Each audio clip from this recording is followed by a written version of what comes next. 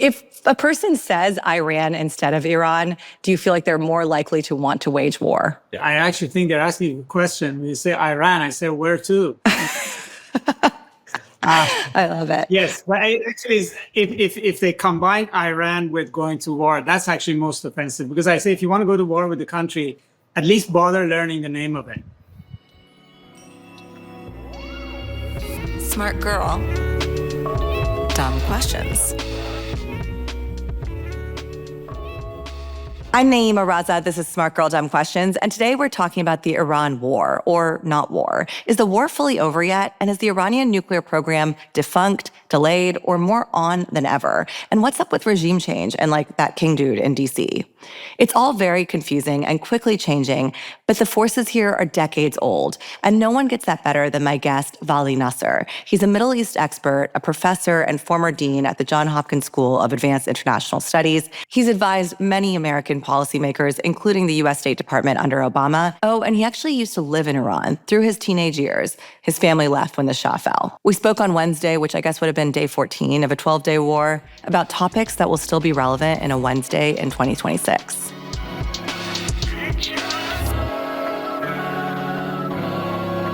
Vali Nasr, thank you so much for being here with me. Thanks for inviting me. It's good to be with you. And I'm so glad we delayed this conversation because we were emailing last week as Israeli strikes continued. And over the weekend, the U.S. struck 3 sites in Iran. And then there was the Iranian would-be response in Qatar. There's a ceasefire as we tape this. But is this war actually over, or are we just getting started? So now the war has stopped. But I think the war has established very clearly that for Israel, Iran is its principal enemy, adversary in the region. And I think for Iranians, it's now established that Israel is its principal national security threat. And that doesn't mean only for the Islamic Republic, but I think even Iranian people understand that the one country that can threaten them and threaten them in this manner is willing to take the kind of actions that he took against Iran is actually Israel. And would Iran not add the U.S. to that? Because in some ways, the U.S. has been Israel's most effective weapon. I mean, if we go back to the whole history of the Islamic Republic, which the animosity with the United States and adversarial relations started, at the beginning, the Iranians saw the United States essentially as the enemy. The foreign policy was arrayed against the U.S. to protect Iran's independence from the U.S., to break U.S. containment, to push U.S. out of the Middle East. And they thought that Israel was basically an instrument of the U.S., just like, let's say, they thought Saudi Arabia was, or the Arab alliances. I think in recent years, they have a greater appreciation that actually the tail may be wagging the dog. I think what you're saying is Iran used to see Israel as an instrument of the United States, and now they see the United States as an instrument of Israel. I mean, yes. I mean, it was that United States was the great Satan and Israel was the little Satan. And that they had this vision, and still maybe some of it lingers, that the United States was this great imperialist power.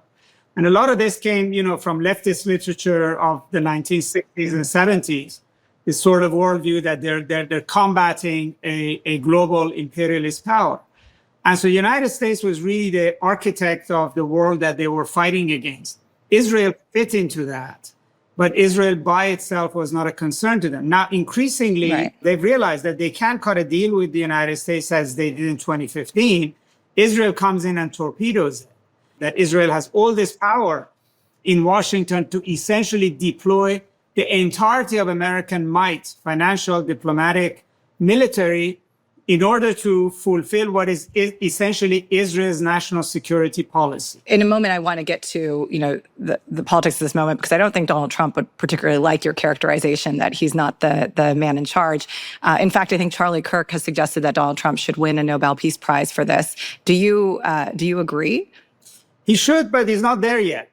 I mean, you think he should win a Nobel Peace Prize? I'm saying that, in a sense, he could be a candidate if he actually arrived at a nuclear deal, if he actually was able to create a circumstance in which you could say, okay, he brought certain degree of peace and stability to the region. He hasn't done any of those things. Right? A tenuous ceasefire in a war that he himself helped start is actually not really grounds for a Nobel Prize, because, you could, in fact, say this war was largely his responsibility, too. By the way, before we dig into the more substantive topic of nuclear war and alliances, which 70s pre-revolution comeback do you think is more likely?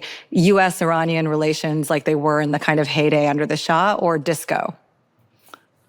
I think disco is more likely in the short. I think going back to that kind of a degree of a relationship, it may not happen in my lifetime, but I hope at least see baby steps in that direction. Okay. But I hope I stand to be corrected in a major way, because I wasn't great at disco. Well, I like disco too, so this is the thing. But I like peace more, peace and security more. So, do we know, on the topic of the U.S. strikes in Iran, do we know if the U.S. bunker busters on these Iranian sites in Fordow, Natanz, Isfahan were actually successful? Obviously, there's intelligence reports leaked to CNN suggesting no. Carolyn Leavitt and the White House press secretary, and the White House overall, Pete Hegseth, et cetera, deny this and say that they were, an extraordinary, resounding success. What do we know? I mean, first of all, I have a problem with these leaks because I think they have been leaked by neocons and those who don't like this ceasefire. They want the United States to go back. They want to basically make a case for war again. I know it's very easy in Washington and in the United States that anything that makes Donald Trump look bad, everybody jumps at it. Look, he didn't achieve anything. Look, his own Pentagon is saying that he's lying. Maybe true, but this kind of a leak has a purpose. And the purpose of the leak is to actually resume war. So I don't even know, those who leaked it, how much of it is true or not. But I would say that probably, the bunker buster bombs were designed with Iran in mind during the Obama administration.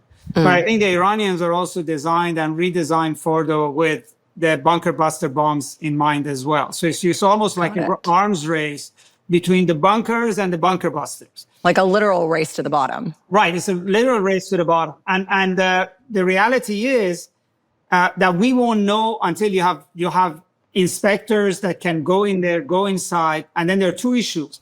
Did you destroy the site, or did you destroy the site and the equipment in it? Right. Did they take out all their equipment and, okay, this was a really valuable underground facility that they had spent hundreds of, let's say, millions of dollars building. Okay, that's gone. But did they get to take out all of their enriched uranium, all of their machinery, all of their valuable centrifuges? Because that's a bigger question than whether just the site was impacted. Right. It's the underlying infrastructure and the question of how quickly could they rebuild again. That is the question. But my sense is that, it's not that necessarily that the bunker buster bombs were duds or this site was particularly well built. It's that the Iranians have had a long time to think and plan for this moment. So ever since Trump was getting elected, they knew that war is a potentiality. Okay, maybe they miscalculated the moment Israel started the war, but it doesn't mean that they hadn't months to think that this possibly may happen. Right. I think everyone knew everything was coming, down to Qatar and the Iranian strikes. Everyone knew everything was coming. It's kind of it really is a theater of war in some ways. By the way, I just want to really quickly for the audience and for myself clarify your assertion that you think these are that these leaks are leaks by neocons to kind of reinvigorate wartime. That's your analysis and opinion. That's not, or is that based on some information that you have?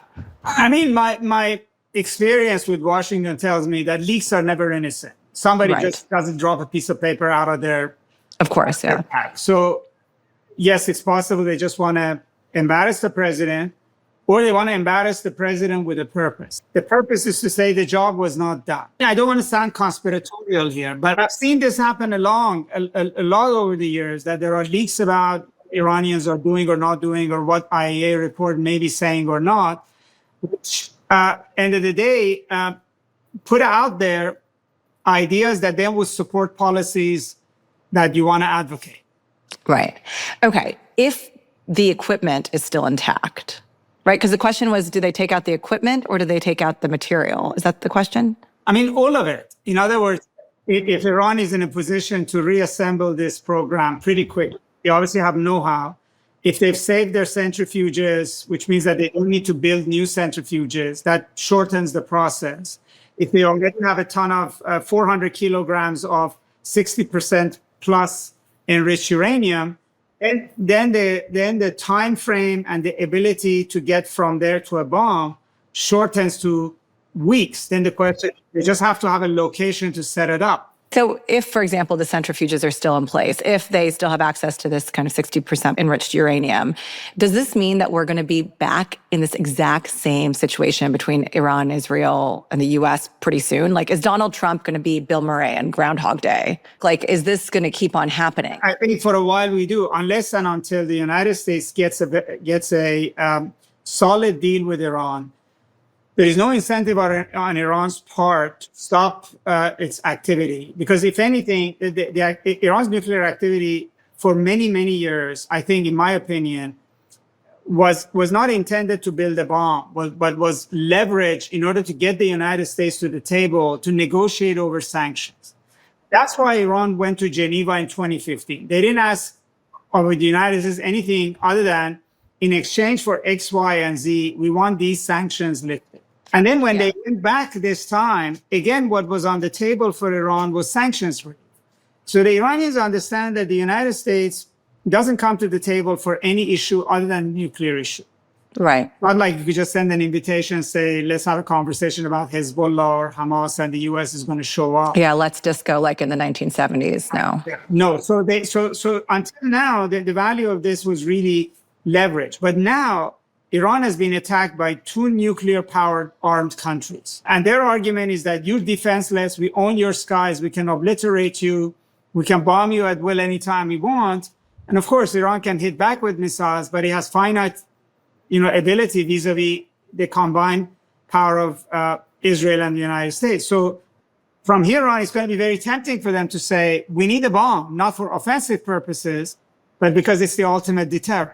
Just to recap for the audience, you're saying your understanding of the Iranian grand strategy here, the Iranian nuclear program was intended as leverage to bring the Americans to the table, not as deterrent necessarily for any kind of foreign intervention. But now those incentives have changed as they have seen actual war in a way that we have not seen in this region. Right. And in fact, even among Iranian people, irrespective of whether they're pro-regime, anti-regime, secular or not, this is becoming a stronger argument.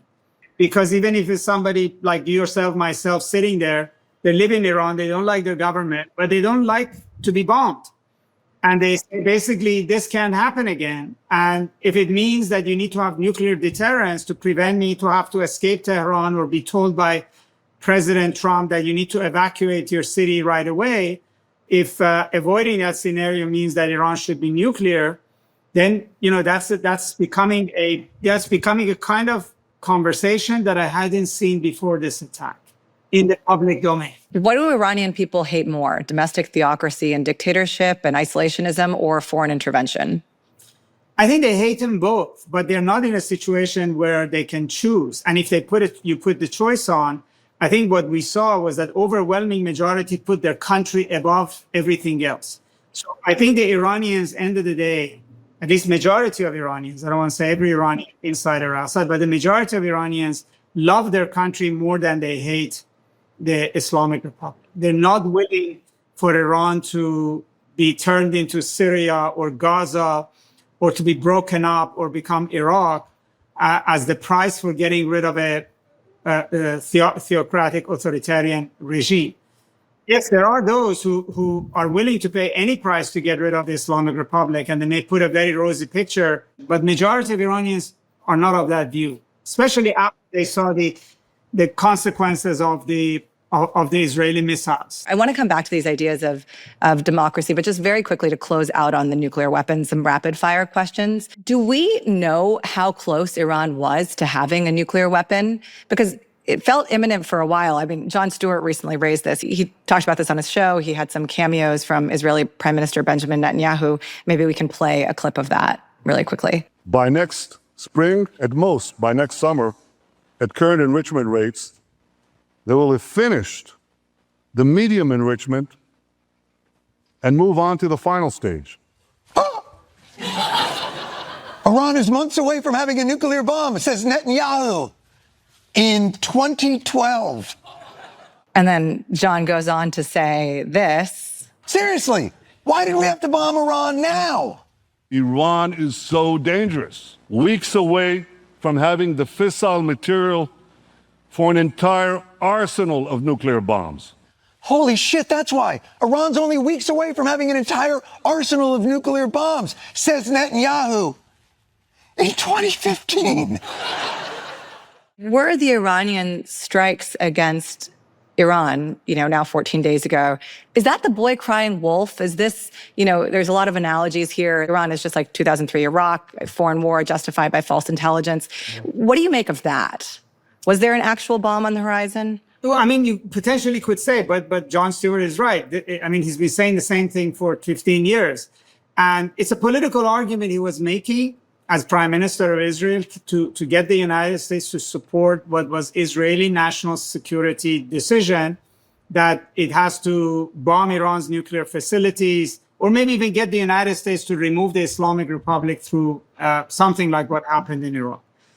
I mean, the problem, we talked about leaks earlier on. There's so many leaks that continuously come out into New York Times, Washington Post about, the intelligence community has estimated Iran is X and Iran is Y, right? Nobody ever verifies if this is true or not.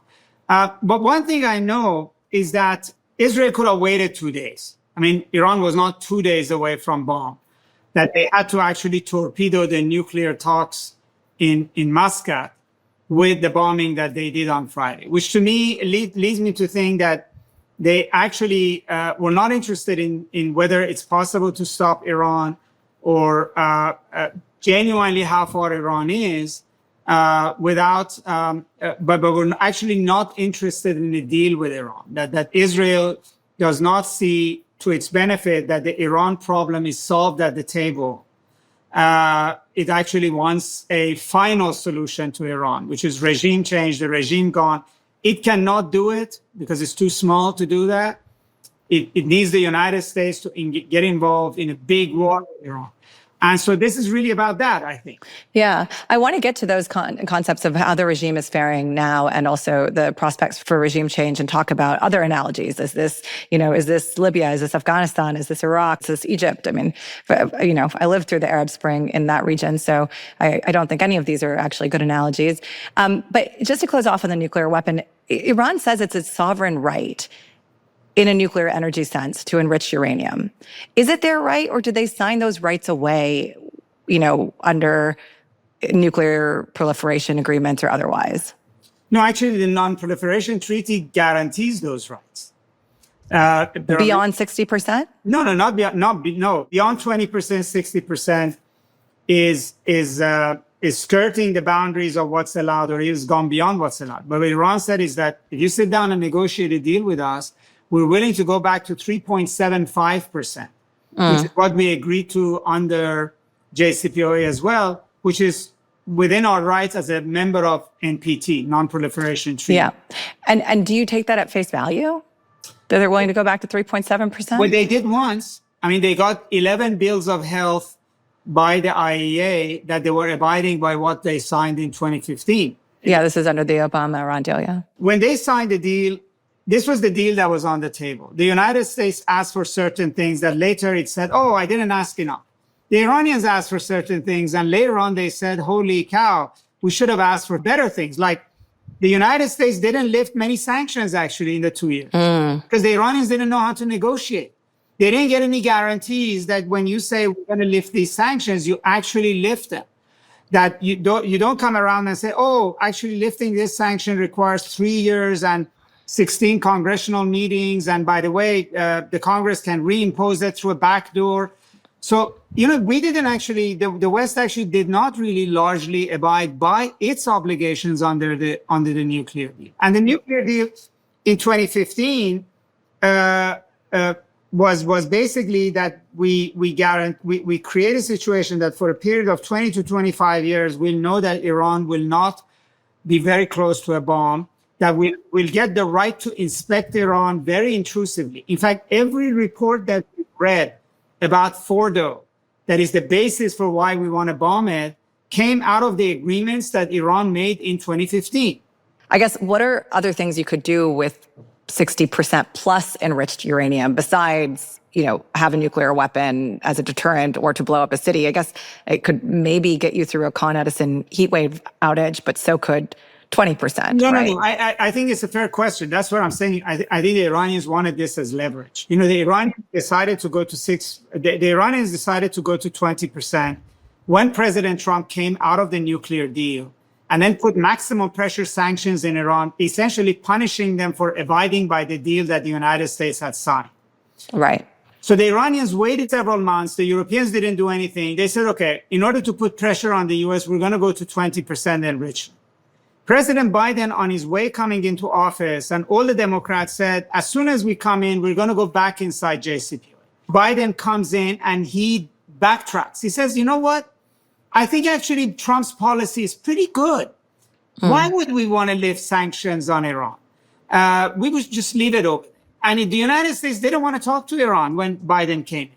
And at some point, Iran's supreme leader said, you know what? Let's go to 60%. As soon as he did that, the United States said, let's meet in Vienna. Right. Okay. Right. So it's like, yeah. So it was leveraged. And it's like a thirst trap, but it's a thirst trap. nuclear And actually, trap. when they were meeting in Muscat, the offer Iranian put on the table is that we will not enrich to 20%. We will not enrich to 60%. As part of the deal, we can come up by a formula that you either buy our 60% enriched uranium or you pay us or somehow we dilute it. The issue was never the 60%. The issue was whether Iran has a right to 3.75%. Right. And just so people get it, I learned this from my studies, not at a madrasa for anyone doing racial profiling, but at Georgetown, where I studied under Dean Gallucci, who had a key role in setting up, who you must know well, who had a key role in setting up UNSCOM, which is the Iraqi disarmament campaign. I think the lesson is like from 0.7%, 3.7% to 60%, very, very hard.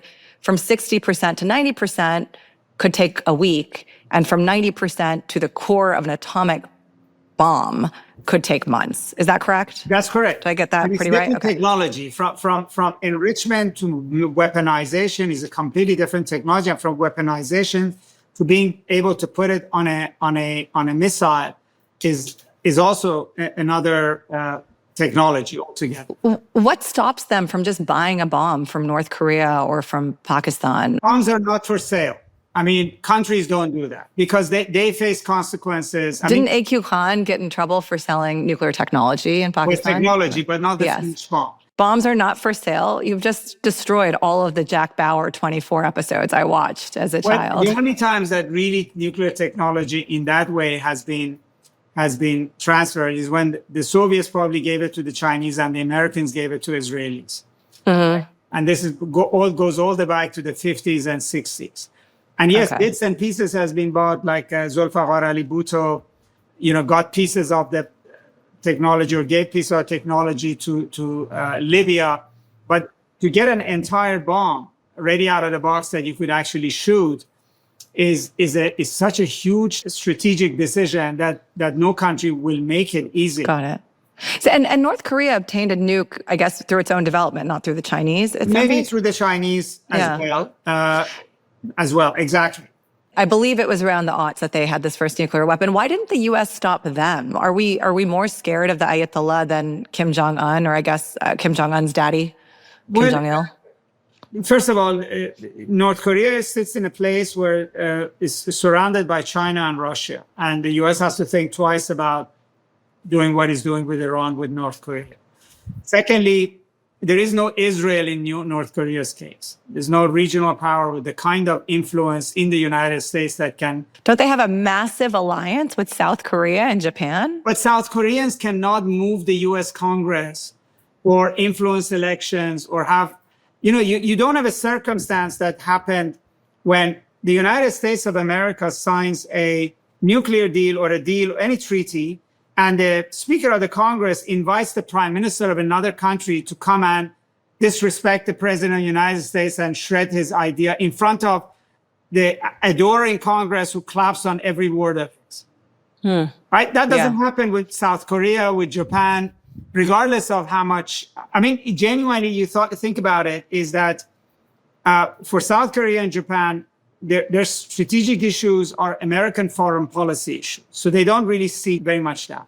Whereas Israel's issues are domestic issues in the US, right? In other words, their entire constituencies that would basically go to bat for Israel, evangelical Christians, et cetera, that are quite powerful.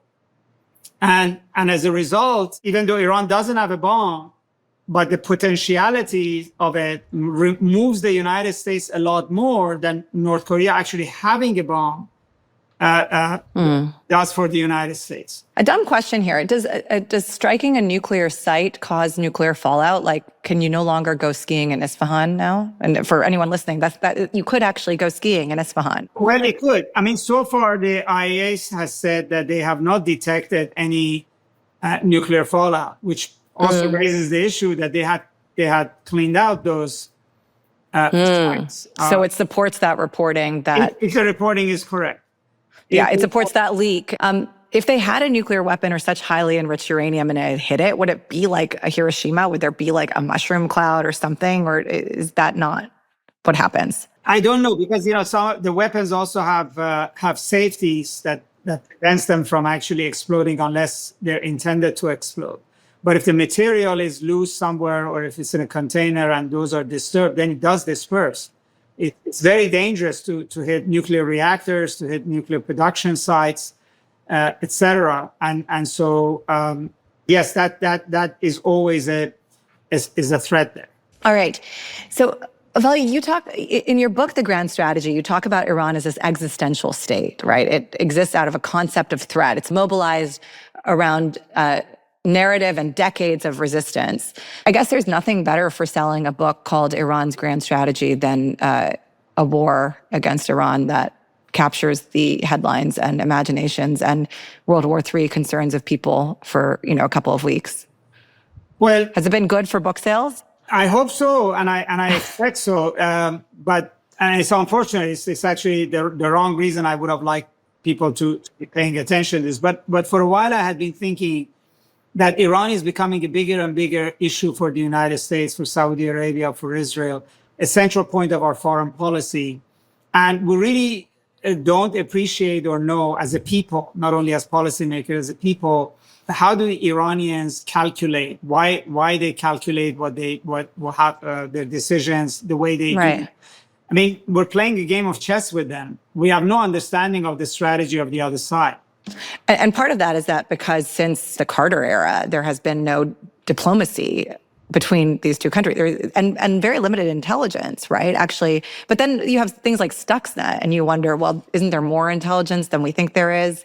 Well, intelligence, I learned when I even worked in the government that raw intelligence is like looking at one tree at a time. It doesn't necessarily give you a picture of the forest. And CIA can tell you exactly what was said in Tehran last night, but they're not necessarily very good at telling you generally, what is the context in which this information is said or this information is received. The other reason is that we're mesmerized with Khamenei's turban. It just deflects the attention that, okay, because this guy's got a turban on his head, these guys are sort of fanatical, deranged, illogical, irrational, Islamic robots. And that explains their hatred of Israel, hatred of America, and they just basically are a bigger version of the caricature we had of fundamentalists after 9/11, before 9/11. And what I'm trying to say is that don't be distracted by his turban. I mean, he's basically there's a strategic calculation there. It may be based on wrong assumptions, wrong analysis, wrong conclusions. I don't subscribe to the way he sees it. But you would be underestimating and deluding yourself if you didn't understand that, he's making strategic calculations. So you try to give a picture of the forest through the trees, and we spoke about kind of what do Iranian people hate more, this theocracy, this dictatorship, this isolationism, this foreign intervention. You gave me that. Is the Ayatollah more popular now, 14 days after the Israeli strikes, than he was a couple weeks ago or 3 weeks ago? Is there a rallying around the flag effect that we've certainly seen with, say, Benjamin Netanyahu in Israel, who was, protested by his people, and now very much, at least supported through his war? I mean, I don't know. I can't answer that because there's no sort of polling exact way of seeing it. Is there any polling in Iran? There's no like they Gallup. definitely have polling of their own. That's for sure. There's sometimes polling done, but usually polling is not about popularity of the supreme leader. That's kind of like an untouchable subject. Right. I don't think the Islamic Republic is more popular. I think the problems that the Iranians have with it are still there. In other words, that it's too authoritarian, it's too rigid, it's too ideological, and its foreign policy has one Iran isolation, etc. And the Iranians really want a normal state. Most of them want a normal state that allows them to interact with the world. The poorer people want an economy that actually delivers to them. So they're not happy. The Iranians are not happy with the Islamic Republic. I don't think that's gone away. I think what's changed is that in these 14 days, it was not about the Islamic Republic, it was about Iran. And so in their mind, this distinction between the regime and Iran, which is so strong in the West, was sort of erased. At this moment, they were all Iranian. So there is a rallying around the flag effect. We don't know if it's going to, carry Ayatollah Khamenei through his 87th or 88th birthday. I think he's 86 now, but I'm not sure. I think the Islamic Republic will be forced to change. He was already being forced to change, but I think that is going to accelerate. For example, I think about a couple of years ago, there were the riots happening over Mahsa Amini and the hijab. And now we're seeing, I hear from people in Iran that they're not having to wear headscarves or they're able to go out and about and it's not being enforced. Is that the case? Have the rules changed? They basically lost that battle, contrary to what people think outside. But one of the ways they dealt with it was basically adopted don't ask, don't tell policy with women. So the laws are on the books, but they don't enforce it. Majority of women basically don't wear it. And so they showed that they have to change if the size of the popular pressure on them is high. So in that sense, I think a lot of people talk about kind of dictatorship and democracy, but I think an interesting concept is what kind of legitimacy do you have for your government? Is your legitimacy because you were elected, or is your legitimacy because you're responsive? Like a high-speed train crashes in China, heads roll, things have to happen. I think also, my read even before the war of what the Iranians wanted was a little different. Okay. Yes, the trope of democracy sounds really good, but what Iranians really want is a government that delivers and is open and lets them be culturally free. So if you looked at what leader outside of Iran was most popular to them, it was somebody like Mohammed bin Salman or the Azerbaijani president Ilham Aliyev. And I think the Iranians a leader in Iran would get away with the social contract that Mohammed bin Salman or the ruler of UAE have with their population, which will give you maximum cultural freedom and no political freedom. But I think also something happened in Iran the past 12 days, which is significant, which is the Revolutionary Guard, the supreme leader, everybody in Iran saw that there was a moment where all Iranians came together. And that ultimately Iran was able to withstand these 12 days and going forward can only confront Israel and the United States if it has its people with it. It cannot be fighting on both fronts. It cannot be fighting Iranians and fighting Israel at once, particularly because Israel made regime change an issue. We're going to take a quick break, and when we're back, we're going to get to where Iran is, where the regime is, and where it goes from here with Vali Nasr. We'll be back in a minute.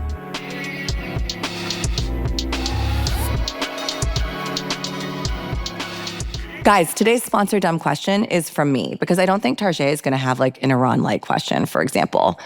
So I'm going to take the next minute to tell you a little bit about Smart Girl Dumb Questions and to ask you for your help in continuing to make independent, fact-based, and curious journalism. No, I'm not going to ask you for money. Here's what I need. I would love you to tell 10 of your friends about the show, or 100. I don't know, blast that reunion group that you muted, and definitely tell your mom, and tell your mom to tell her friends too. Even if you don't like the show and you're just hate watching it or listening to it, Tell 10 of your friends to hate watch it too. Numbers are numbers, people. And if you or they have just discovered the show, go back and listen to the awesome conversations we've had with economist Paul Krugman about tariffs, or Neil deGrasse Tyson about the space wars, or with Mark Cuban about capitalism and healthcare, or the many conversations I've had about why so many millennials and Gen Zers are still single. You should definitely send that episode to your mom. You can find them on YouTube, Spotify, Apple, wherever you get your podcasts, and you can listen to them after you finish this conversation with Professor Vali Nasr about Iran, not Iran.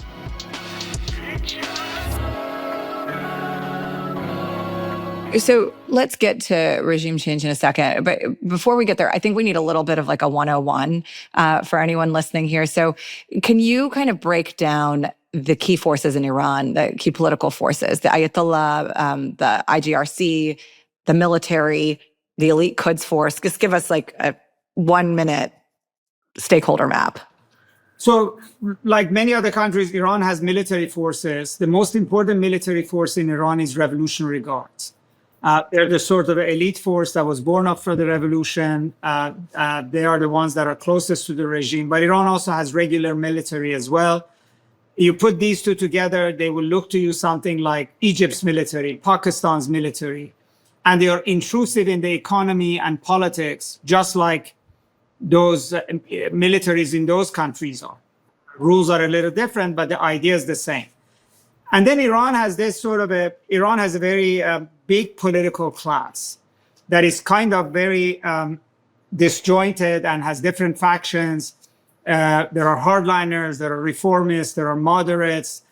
Some are clerics and they have ties to religious centers. Some of them are not clerics, have ties to varieties of economic and other organizations.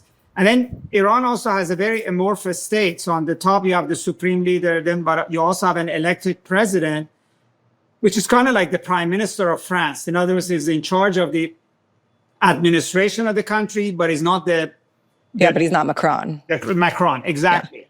Yeah. He's not him. The supreme leader is unelected and unaccountable. The president is elected and is accountable. You have a legislature which is elected, and it's not just the parliament. You have another body that is elected that chooses the next supreme leader. You have another body that's elected that decides who can run and what laws. What is that body called? The one that selects the supreme leader, and is it kind of like a Politburo in China or Vietnam? Well, there is one which is called Council of Experts, which is only really, really important when he has to choose on whether a supreme leader is senile or who would replace him. So it has. And how many dudes are on that? I assume they're all dudes. They're all dudes. Yes, they're all dudes, because that one all are clerics actually, because supposedly this is a theocracy on paper. So they're all dudes. I don't know, there are dozens on that, but then they're elected. And then you have a guardian council, which has also members. The supreme leader points to who's on it. The guardian council vets all candidates who run for office, from low-level mayor to parliamentarians to president. And then it also has a veto power over legislation that comes out of the legislature.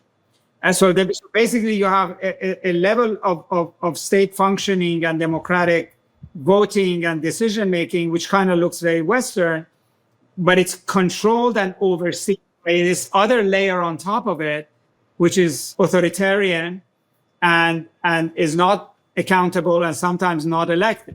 And we got to send Doge to Iran, I think. You have to send Doge to Iran for varieties of reasons. But you see, also because this kind of plumbing makes also the economy look like that. These different elements can have their own relationships in the economy. It becomes who knows who, what the networks are, who has relationship with whom. And I've heard you say this elsewhere, that the flow of information is actually happening in Iran. That it's a relatively, informed and liberal place for information flow, which always kind of shocks me, because Iran ranks 176, I think, out of 180 countries on press freedom when it comes to the report from Reporters Without Borders. There's also internet blackouts that we've seen at key moments. I mean, I remember one in 2010, I think 2019 or 2020. I mean, we see them at key intervals of, important democratic or activist moments in Iran. So is it really is it relatively well informed? I mean, how do you think about that? Well, first of all, Iranians have access to information outside. So much so that exiled television stations were extremely important in disturbances that in the riots and revolt that happened 2 years ago. So people watch them. People watch varieties of outside sources. But even within the press in Iran, yes, there are red lines and they don't criticize the supreme leader. There are no-go places. Yeah, you can't poll about his popularity. There's no approval rating. There is plenty of discussion of corruption in government, corruption here, corruption there. And then you have a population that is 90% literate. Right. And is fairly sophisticated. So, and it's very online. In other words, this is a highly digital society. Iran's entire economy is pretty much digital. Nobody uses cash in Iran. Right. And until there's an internet blackout, but even then there are ways. Well, no, you're right. The reason they need internet blackout is exactly because short of shutting down the internet, they cannot control information. Because a censor cannot just basically say, okay, there are 5 newspapers and 3 television stations and we can control this. So when they get overwhelmed, the only option they have is to pull the plug out of the wall. Did they shut down the internet this last week? They did, but not for that reason. The reason was because they actually believed that Israel could locate people and locate operations using internet. Because the belief, for instance, in Iran is, right or wrong, that like Israel used telephone signaling or WhatsApp to know where Ismail Haniyeh, the leader of Hamas, was. Right. And I mean, the pager attacks were extremely sophisticated. And I got to say, I don't want to be conspiratorial, but the early 2024 helicopter crash that killed Raisi, the former president, and I think 7 or 8 other people, that seemed, I don't want to be conspiratorial. Well, I mean, with Iranians, no death is ever natural because it's not interesting if people die of natural death. So there must always be a conspiracy. But helicopters are also unsafe for anyone listening. Don't take them. No. But also the pager attack, and then also the assassinations of commanders in Iran, tracking, people, suggested to them that actually their telephone system, mobile system, internet was a vulnerability in the middle of the war with Israel. Got it. So we've just painted a picture of all these forces in the state of Iran and also in the society of Iran. But then there's external forces that are proxies. We've talked about some of them: Hamas, Hezbollah, Houthis. By the way, do you have to have an H to be an Iranian proxy? Like Harlem Globetrotters could be eligible? The name of the collective name of Iraqi militias is also Hashd al-Shabi. So that also starts with an H, although in English we call them PMF. But that's actually conspiracy here about the letter H. But yes, that's right. But how are the external forces, Hezbollah, Hamas, Houthis, doing right now? How strong are they, particularly with everything that's happened in Gaza in the case of Hamas, in Syria and Lebanon in the case of Hezbollah, and Houthis in terms of their kind of checked outness, I would say, of the Iran war of late, it seems. Well, Iranians are not using them in this. First of all, Hezbollah has been diminished. Hamas is being battered. So yes, Iran's position collapsed in Syria and Lebanon recently, but that doesn't mean that it didn't work for a very long time. Look, in every case that Iran set up a militia, the opportunity was created by others. Israel went into Lebanon in 1982, destroyed PLO, left a vacuum, and occupied South Lebanon, which annoyed the Shias. It gave Iran the opportunity to stand up Hezbollah. The United States went into Iraq, destroyed Saddam's government, created chaos, and that chaos helped, first of all, a Sunni insurgency in the north, which was supported by Syria, who was also an ally of Iran, and that provided an opportunity for Iran to organize militias and organize the politics and basically operate in Syria. Then you have the Arab Spring, which destroys the central governments in Yemen and Syria, and allows Iran to also move into those places. So there was opportunity, but the logic was that, when Iran went into Iraq in particular, it came up with this idea of forward defense. In other words, it is best for us to defend ourselves inside the Arab world against Arabs and Americans rather than inside our own border like they're doing right now with Israel. People might hear what you're saying and say, okay, there were opportunities for all of these groups to be created through other foreign policy that created, or even your domestic revolt that created vacuums. People might think, oh, that's kind of victim blaming, Vali. Or, you know, No, I mean, it was a real strategy. You could read discussions of it in Iran. Right. Was it a wise strategy? Was it not a wise strategy? Why couldn't Iran set up a militia in Jordan? Why not? Because it had a state, it's not penetrable, right? It's not like you could actually go get a group of angry Jordanians, organize them around the movement. You're not endorsing the strategy or saying it's a non-belligerent one. You're just saying, hey, these were opportunistic. And by the way, Vali, I think the question about why didn't they do that in Jordan is kind of a smart guy, smart questions episode that I did not know the answer to myself, I have to say. No, but actually now it's very clear. First of all, any kind of a military strategy ultimately is not innocent because it's designed to inflict pain, kill, intimidate. That's what military is. It's just that to think about where does Hezbollah fit in Iran's strategic thinking is, yes, it's an ally. Yes, we want to help them, but Hezbollah is important deterrence tool against Israel. In fact, it is the collapse of Hezbollah that leads Israel to say Iran is weak. But the reality is that with Hezbollah and Syria gone, then Israel no longer feels deterred from attacking Iran directly. Two thoughts here. One, I just want to give a quick side note that I'm told that another kind of outcome of Hezbollah being cleared from Beirut is now Beirut airport lines are actually moving because all these intel collectors are out of the ports and airports where they had so much control. And as someone who stood in those lines for a long time, I'm happy to hear that. There's a silver lining to everything. I once landed in the Beirut airport and it was such a long queue. And one of the women that was in the line says in Arabic to the guy, like, oh, I have 4 children. You should have a line for women who have children. And he says back to her, he says, if I had a line for women who had children, it would be the longest line in this place. It's true. A bizarre experience. But while we're here, how does Iran keep making money, keep funding this kind of harem of H militias and proxies, despite years of sanctions, years of economic sanctions that you're saying were even hard to come off in the agreement because they were so bureaucratic? So how is the money kept rolling? Well, I mean, Iran sells some oil. It's a very big economy inside. And also some of these groups like Hezbollah or the Iraqis started basically making money where they were. Like towards the end, Hezbollah became involved in the drug trade with Syria. Or there's extortion in Iraq. And Iraq is a rich country, government contracts, et cetera, et cetera.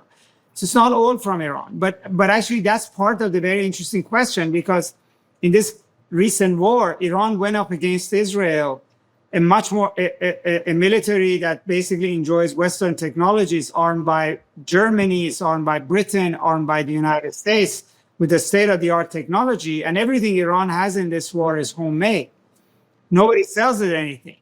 And so, 40 years. The Chinese don't help it out. The Pakistanis don't help it out. Not with giving them out of the box weapons. Like for a long time, they've been waiting for Russia to give them more advanced air defense systems, or the Russians have promised them the 25 jet fighters, first time since the revolution for them to get modern jet fighters, and they haven't delivered.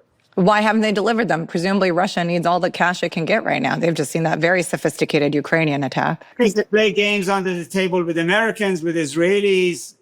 They have other sets of things to watch. And so, in a way, after 40 years of being under one form of sanctions or another, Iran basically, and this is part of its grand strategy, which I go into, that comes from Iran-Iraq war. It's learned that it's alone and it has to stand on its own feet. Yeah. Okay, in 60 seconds or less, can you explain why the Iranians and the Arabs have beef? Explain Sunni Shia and kind of the history here. Well, it's kind of like saying, why did the French and the Germans have beef? I mean, recently I asked somebody, like, if the Germans rebuild an army because the U.S. is leaving NATO, aren't you afraid? He said, yes, but this time we have nuclear weapons. Which means that, yes, it's always on the card. Or you just need to scratch the surface to discover how much the French and the British love each other, or the British and the Germans love each other. Or the Indians and the Pakistanis, cricket. At least have a live issue that still hasn't been resolved. But But in reality, these ethnic groups' rivalries in the region go a long way. Shia and the Sunni are like Catholics and Protestants in Northern Ireland. But periodically, these things can be part of identity politics or be used by powers for identity politics. So it's not that mysterious to the outsiders. Just need to look at their own history. But I want to get into now on what happens next, right? On Polymarket, the betting site, there's a bet that the Ayatollah is going to be out by July 31st. I think there's 20% odds on that. These are small bets, like there's 50 million on the New York City mayoral primary or 3 billion on the US 2024 elections. But people are betting on this. What's going to happen, actually? I mean, I don't think there would be a coup against the supreme leader. And I don't think there would be a coup unless there is chaos on the streets and the system begins falling apart. Because coups happen either when you really want to redirect politics in a country completely, or that that the military thinks that the civilian government cannot maintain law and order or manage the economy and things are falling apart. The military steps in to restore order. None of those things are happening in Iran. And in this case, the military, the broader military, of which there's a subsection of the IGRC, the IGRC is very closely aligned with the Ayatollah. It is very closely aligned with the Ayatollah. But also this Ayatollah is somebody who's ruled over Iran for 36 years. The IRGC cannot rule Iran without him. But if they remove him, they're going to create so much chaos that they can't control. And the military, the other military, they're just not good enough. That's not. They're not positioned in a way that they could stage a coup. Yeah, right. But this guy's no spring chicken. I think he's like 7 years older than Trump, 4 years older than Biden. He's got those good Persian genes. They don't have a Biden situation. They don't have a Biden situation. He's got those Persian genes. But what is the succession plan? Everything in Iran is about the succession, including this war, the nuclear deal, etc. Khamenei has ruled Iran for 36 years. That makes him, I think, maybe the third longest ruling leader of Iran in the past 200, 300 years, right? You have to go, right? So there was one in the 19th century, which is 49 years, and the Shah was 37 years. So next year, if Khamenei survives, he would be the second longest and on par with the Shah. So, yeah, but that makes me feel like his time ahead is shorter, Vali, not longer. I'm not sure about that. I think first of all, the read is that Iran lost this war. I think that's much more a Western narrative than necessarily the way they see it, or the way that Iranians see it. They see it that they went against the world's greatest superpower and the most advanced military in the Middle East, and they held their own. The military didn't collapse. They have most of the nuclear things intact. They're still standing, and they actually forced a ceasefire in Israel. I mean, they don't need to prove that. Just listen to President Trump and Steve Bannon. They're making the case that Israel was getting a beating. Steve Bannon, for instance, said yesterday, that this ceasefire was as much to bail out Israel as it was to bail out Iran. And I'm not saying this is a factual thing that you need to factually. Yeah, you're saying it's the narrative, the understanding. Victory is a political narrative. Yeah. Victory and defeat is in the eyes of the beholder. So first of all, he hasn't lost the war. He basically has come through. The Iranians will have a lot of questions about why were we at war, how the war was conducted, and where do we go from here. But there is not a crisis of leadership in a sense, right? I mean, this is much more the regime change narrative abroad, and this expectation that the whole military must be angry with them, saying the conduct of the war is failing, we should take over. That's not the case. Then they would say, there's going to be tens of thousands of Iranians on the street, and the IRGC will feel compelled to stage a coup, either to lead the people to something better or to put them in prison and shut it down. That's not happening either. I mean, you have a picture today, which is the commander of the Quds force, which was reputed to actually have been assassinated by Israel, is walking in the middle of the crowd in Tehran in the celebrations of the end of the war and Iran's victory.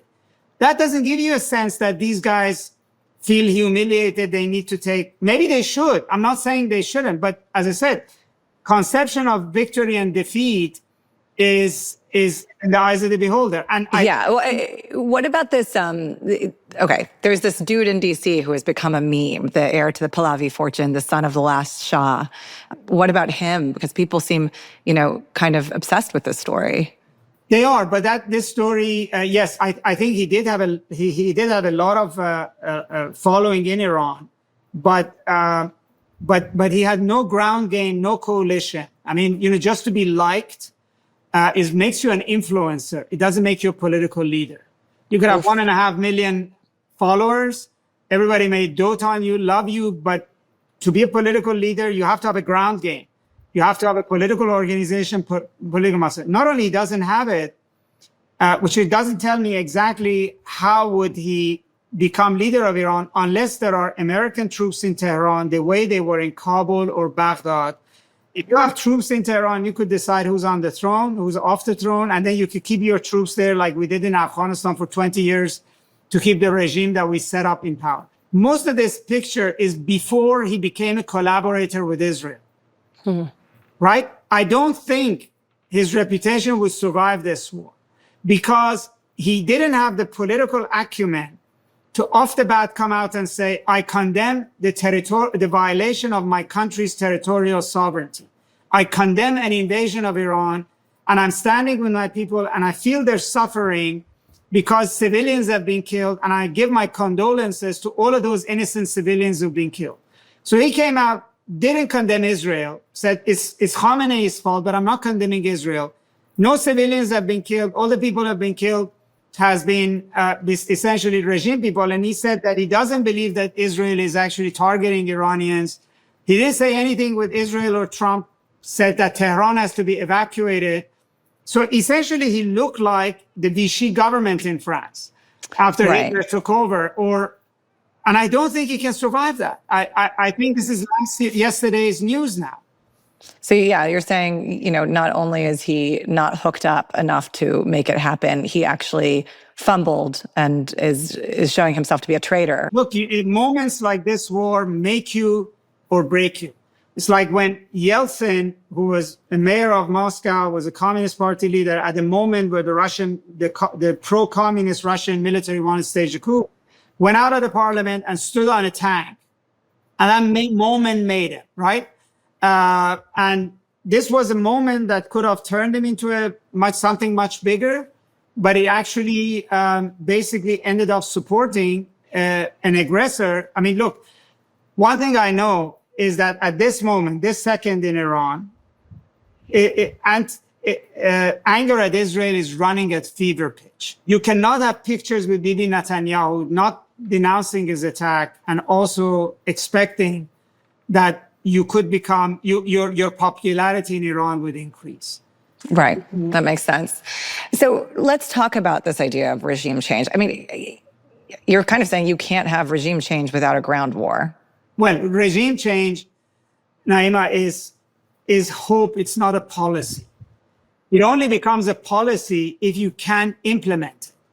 And you can only implement it if you actually have the muscle to do it. So we had regime change in Baghdad and in Kabul, in Berlin at one point, in Tokyo at one point, or the British had it in Iran in 1941. But each time it was after occupation, which you had troops that could basically enforce regime change. Otherwise, you could stand back and say, I hope that this war will topple Khamenei. I hope that Iranian people will do X, Y, and Z. But this is hope. This is not a policy. If it became, even when it is a policy, even when it, becomes the end objective of an administration, and certainly in this case, the Trump administration is saying, we don't want that. We are not getting into that. We've done what we've came to do and are brushing our hands of this. But if it were to become the policy, what would be the right analogy for regime change in Iran? You just talked about a couple that have, Iraq, where it changed. It took a ground war, took a ton of intel. Afghanistan, Kabul, you're right. There was regime change, and then there wasn't. The Taliban's back in power, 20 years later, deja vu. Libya, they wish they could go back to the old guy. They were hoping Saif al-Islam could run for office. They could have him in. And Egypt, they went back to Mubarak. If there is regime change, will there always be a lust for this Ayatollah, who you've said is the third longest serving to date? Well, it depends. I mean, it's kind of like the lust for Stalin when Putin became president, and all of a sudden Stalin looked like a hero to Russians. They hadn't lived under him. They had no notion about him. Yeah, I mean, you could have this kind of historical revisionism in the minds of the population, depending on where they are. But the reality is, there's also other kinds of regime change. There's the way regime changed in China. There's a way that the regime changed in the Soviet Union, which is more regime transition from where it is to somewhere different, but it's not with the personnel that you parachute from the outside. Same people. I mean, it's still the Communist Party that rules China.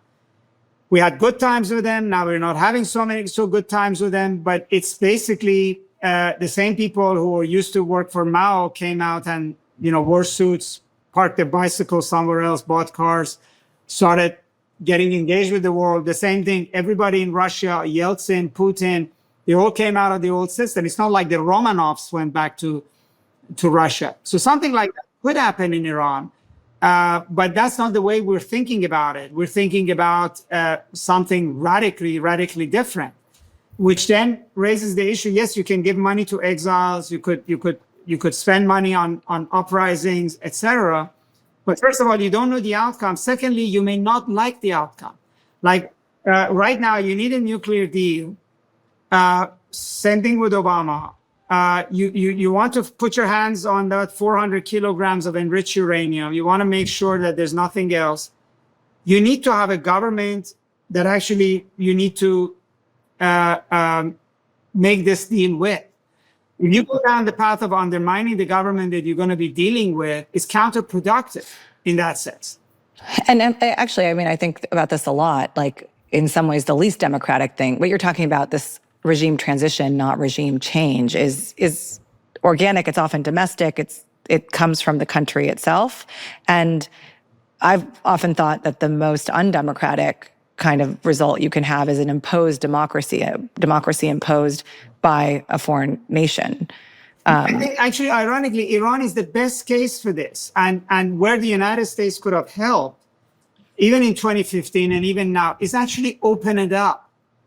You have this massive middle class, business class, which is highly digital, who's highly educated. You need to empower them. You cannot empower them by impoverishing the country and close them off. The more they are integrated into the world economy, the larger their influence, the more they will have the power to change the state. In other words, our policies, we want a miracle in Iran that somehow this government would evaporate and something else takes its place. But in reality, every successful velvet revolution that we've had has been accompanied with globalization. When economies of countries integrated into the world economy, the middle classes became wealthier, they became a bigger voice, they had a vested interest in relations with the rest of the world, and then they gradually sidelined, those who said no. Right. This actually makes me think about your penultimate book. Now, I'm reading your book, The Grand Strategy, now. I've just almost finished it in time for our interview, but I did read your book that was published, I think, 12 years ago, called The Dispensable Nation. And you talk about American foreign policy in retreat, I think is the subtitle of it.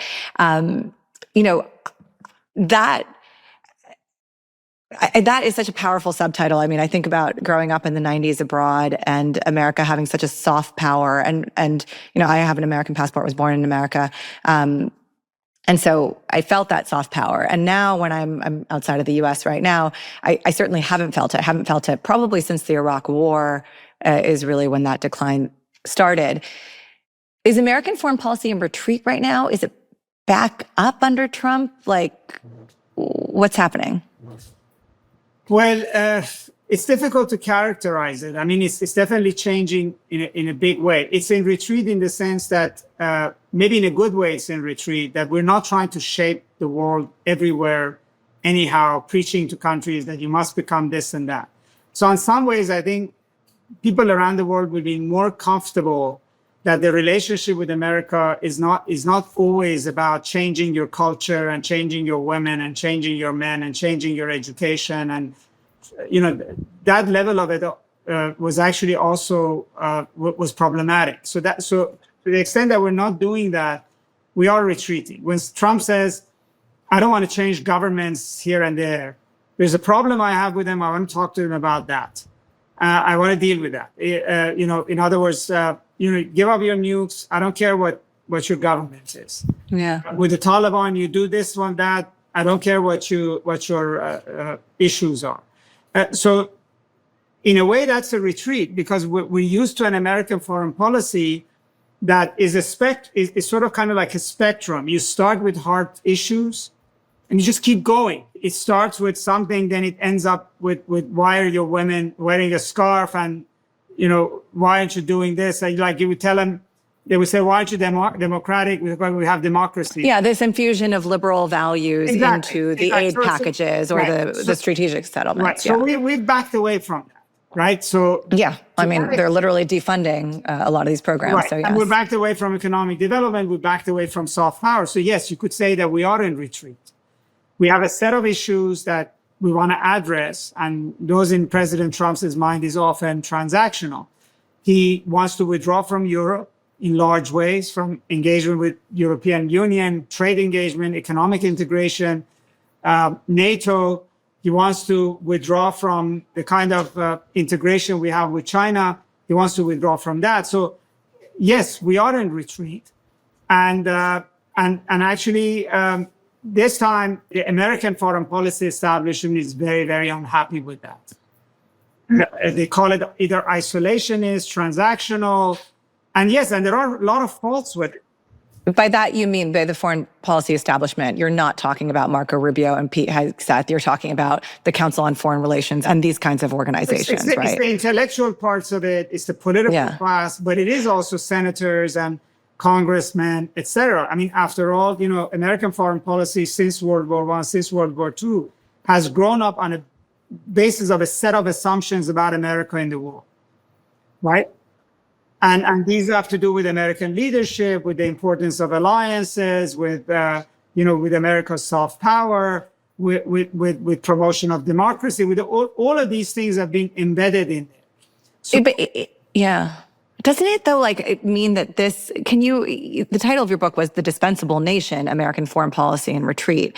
In this case, the kind of retreat you're talking about could make America more powerful, more open for business with other countries, more indispensable under the Trump foreign policy? I think when the term America being an indispensable nation was used by Madden and Albright to say that we're absolutely essential for maintenance of world order, that the world order would fall apart without us. We're the backbone of its economy. We're the backbone of peace and security. The Europeans need us. The Asians need us. We're the one who are basically providing this global public good, which is peace and stability and prosperity, and we're indispensable to that, right? So there's not going to be any peace without us. There's not going to be any war without us. Obama began backing away from that. I mean, especially in the Middle East, saying, look, we have no business. Saudi Arabia and Iran to figure it out on their own. Yeah, there's a red line. There's not a red line. There's not a red line. So we're and actually, you know what? He said it to the Atlantic or New Republic that, tens of thousands of people are dying in Syria, but tens of thousands of people are dying in the Congo. We don't have a dog in the fight in Syria, right? In a way, I'm limiting the size of the public good that we're offering. Yeah. Now, the argument that Obama was making, we got to pivot to Asia because most of the world GDP is created in Asia and we should be there. Yeah. Is an argument that Trump is also making, except he's putting it in a very different language. And I use that title because I wanted to bring home the fact that, Obama appears to be part of the same fabric of foreign policy in America. His people are the same people, but this is different from what Madeleine Albright was saying. He doesn't want to be the indispensable nation. He's not going to go prevent genocide in Syria, or he's not going to stop the civil war. And He doesn't want to get involved here and there. And to that extent, it's the same with Trump. It's the same there. Okay. 2 last questions. One, fast forward 10 years, what's your prediction for the dispensability or the indispensability of the United States and for nuclear weapons proliferating in Iran and maybe other countries as a consequence of this? What happened really worries me. And in fact, when Israel attacked Iran, the former head of the IAEA, Mohammed al-Baradei, who's a very well-known Egyptian diplomat, said that with this act of unprovoked aggression, as he called it, that the non-proliferation treaty is dead. Every country in the world will think that there is no international rules. There's no, if a country like Israel feels comfortable to attack you, others can attack you, etc. And everybody wants to become nuclear. I think it's very easy to sort of say, okay, Iran is a bad actor. You could justify attacking it. But most countries of the world are not hung up on whether Iran deserved to be attacked or not. They're hung up on the fact that Israel could do so with impunity and with great confidence, and that the international community, Europe and the United States and the United Nations won't condemn it. And then the United States also joined it. And no country can basically prevent what happened to Iran unless they're nuclear. Then in a situation of law of the jungle where the powerful can dominate and dictate to the weaker, the only weapon that we can have at this point in time is really nuclear weapons. And so I do think that is in danger. What becomes indispensable is nuclear weaponry. Right. I end every episode asking my guests something that they are dumb about, some question that you've had that you have been afraid, perhaps, Dr. Nasr, of asking out loud. I have many questions like that. I mean, the interesting question to me is with all the conversation about AI, and I'm particularly intrigued about why people are afraid of it for reasons that they say they're afraid of it. That why do they think that human beings will become dispensable, will become irrelevant? And if we become irrelevant, then what happens to us? The real question, let me put it this way, is what do irrelevant people do? That's actually more interesting to me. Yes. What do 9 billion irrelevant people who have nothing to do? I feel like at times in my life I've been irrelevant, and I found it really exciting to be watching Netflix and going to the gym a lot. But yes, what do 9 that billion means that there are some people who would be relevant, which is they would actually have to run the gym. But to me, it's not so much like that AI will do this and that, but actually what do humans do? Yeah, you know who would be good to answer this question is someone like Brad Stoltzberger, I think is his name. He's the motivation coach and kind of thinks a lot about athletes and motivation. I think he would be the person to ask this question. Yep. But first we have to find out if we're going to be irrelevant. I think both questions are important. Yep. And then the other question is, how do you entertain 9 billion irrelevant people? Well, you have certainly entertained me. So thank you so much, Vali Nasr. You are certainly not irrelevant right now, nor is your book, Iran's Grand Strategy, nor your past book, The Dispensable Nation, which I hope you'll update. I hope you'll do a second edition of that, actually. You gave me a chore to do. That's great. I took something much more solid out of this conversation. Call your editor at Princeton Press. Excellent. Right. Thanks so much for inviting me.